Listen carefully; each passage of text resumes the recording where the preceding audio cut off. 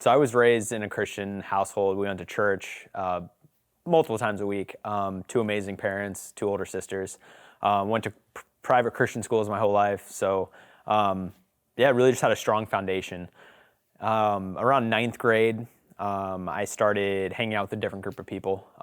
Most of them were not Christians, and kind of just began to have fun, and at least what the world says is fun. And so 10th grade, I probably started drinking on the weekends. Junior year was smoking weed.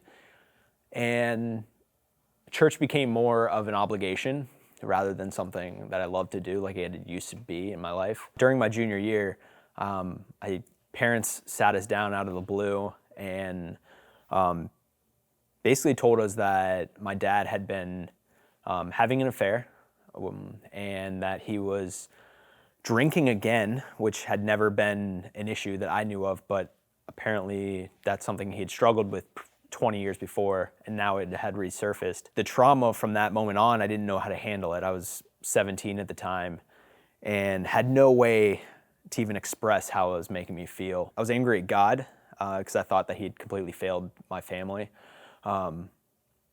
I was angry at my family because I couldn't talk to them about it. No one wanted to talk about it. And basically I was left with just this emotion. And I really struggled. From that point on, I was really struggling with depression and had no outlet for it. I didn't even consider getting help. So I really dove into those fun activities and really anything that would get my mind off of the pain I was feeling. That's what I was running towards. So ultimately, I got asked to leave the private school I was at because of drugs.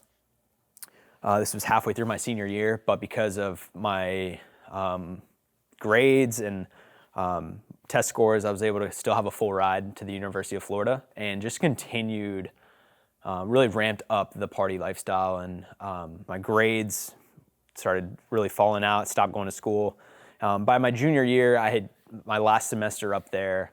I didn't go to class a single time, completely failed out.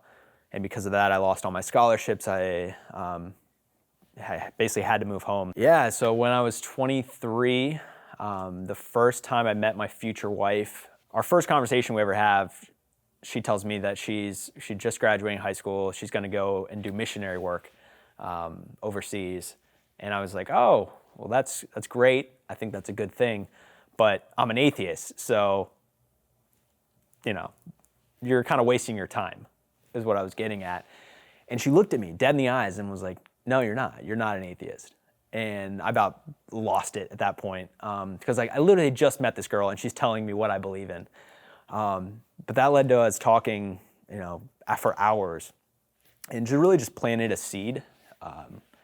And from there, I kind of had this idea where if I thought that if I read the Bible every day, if God's word was actually God's word, then diving into it, I should see some kind of change in my life. So I took God up on that. And every day for 9 months, I read the word and journaled.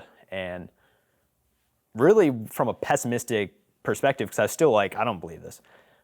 But over time, I started seeing a softening of my heart. I started going to bow down and heard about 516. And I first thought it was crazy. But over a few months, I just felt God was leading me to do it. So talked to Rochelle, who's my girlfriend now, and tell her, all right, I'm going to do this. So we do it together. And ultimately, I'm drinking way less, obviously. And God's doing this work in me where I'm able to walk through forgiveness with my dad. And I just feel like I'm showing more parts of me that I was hiding before. But I had this other part of me that I didn't let anyone see, I didn't let anyone in on, and that was the pain that I was still feeling that was manifesting really in fun and alcohol and drugs. And for some reason, I could live both lives. So 2020, Rochelle and I have a COVID wedding and we get married, but she has no idea that I'm still drinking. I'm secretly, we would drink and socially, but I'm sneaking drinks and basically doing whatever I can to get 5 or 10 more drinks in me than anyone else, and she had no idea.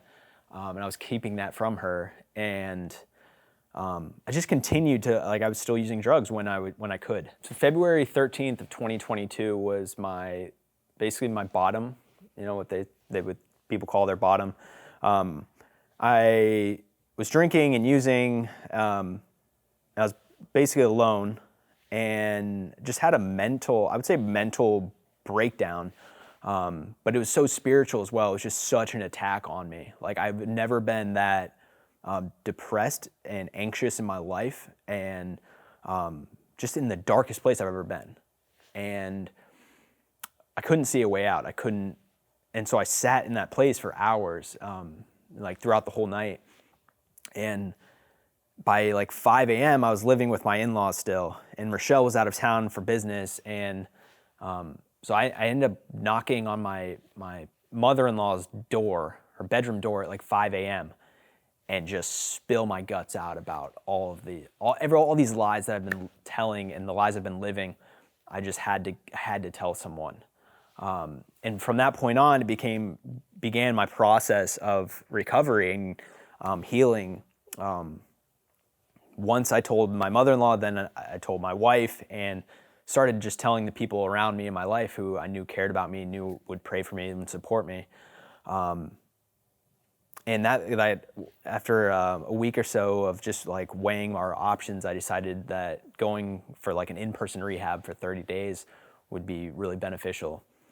So I did that, and it was amazing. I learned so much about just what I was actually struggling with, and that how, they say in AA that alcohol wasn't our problem, it was our solution. And that just rang true for me, because it wasn't alcohol that was really the issue. That was just how I was solving my pain, of my emotional pain. So once I realized that, then it's like, okay, now it's time to work through all this emotional stuff that I've been burying all this time.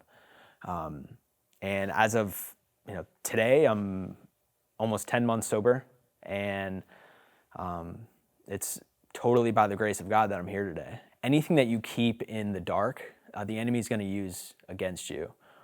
For me, it was not letting anyone in on the pain I was going through, and lying about I was just telling lies, and I wasn't being honest. And it wasn't until I did get honest that change happened, and it happened so quick. So I just would encourage anyone who's hiding, it might be a small thing, a seemingly small thing, but the enemy will use that. And so I would just encourage people to run to the light, get in the open, because that's where healing is.